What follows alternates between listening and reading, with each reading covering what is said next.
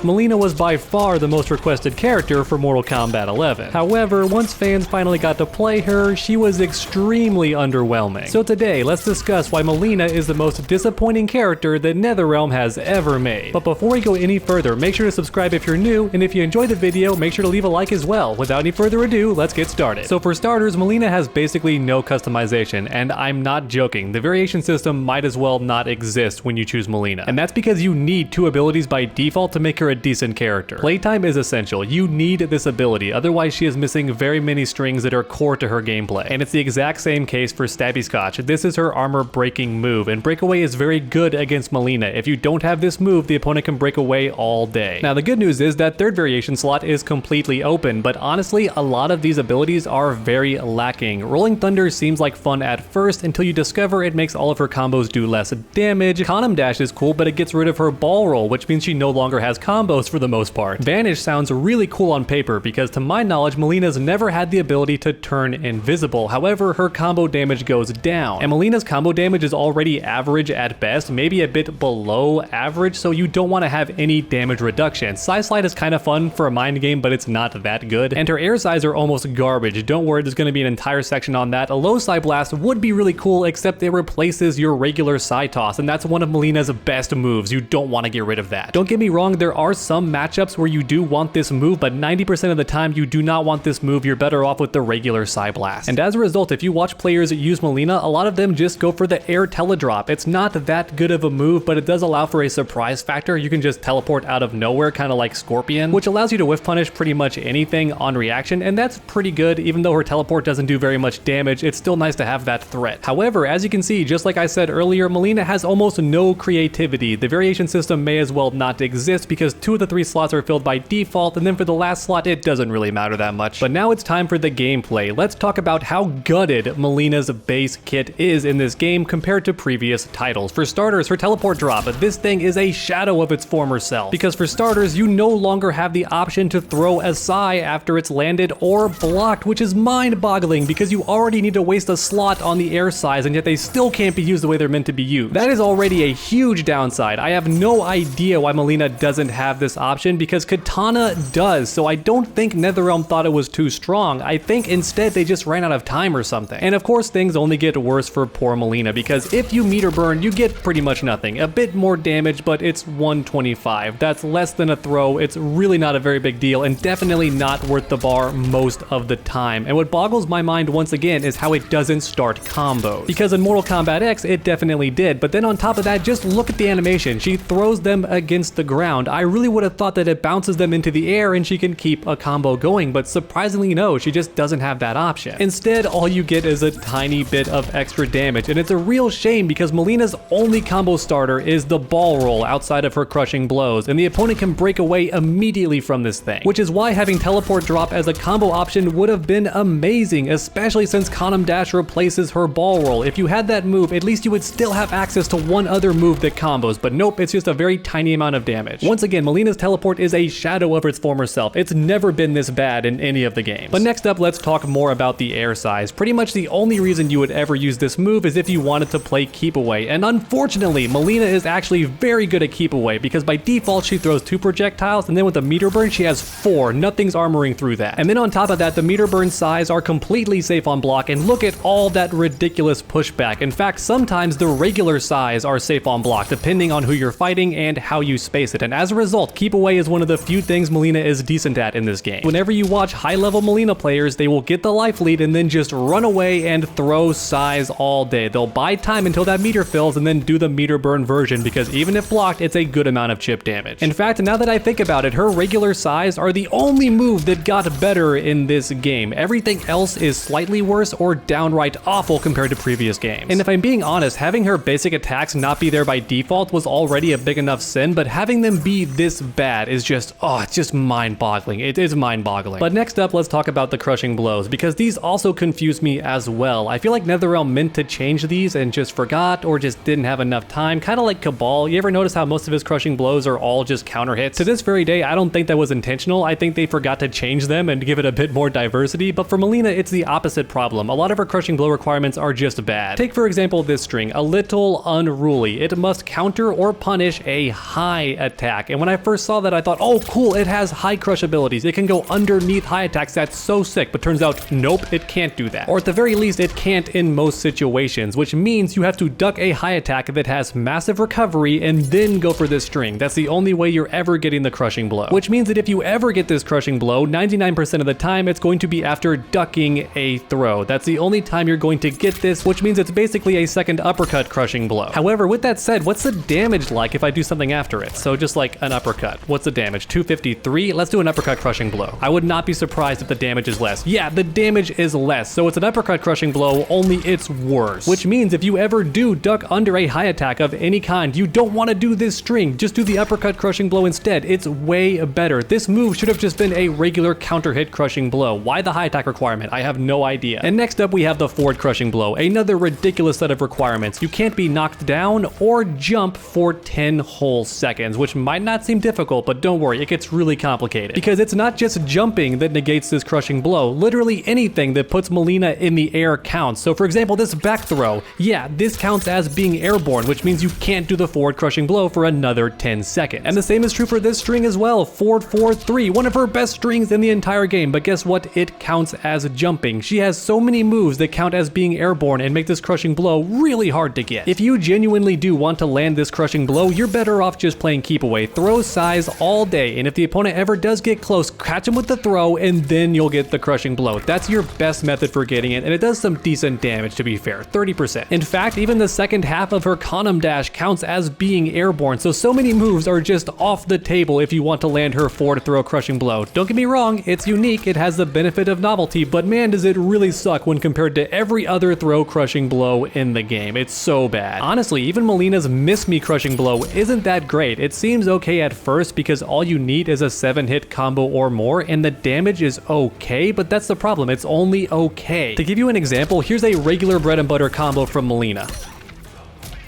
As you can see, we're getting a little bit over 32%, which is fine for a bread and butter, honestly. It's not great, but it's right there in the middle. It's okay. However, now let's do Miss Me instead.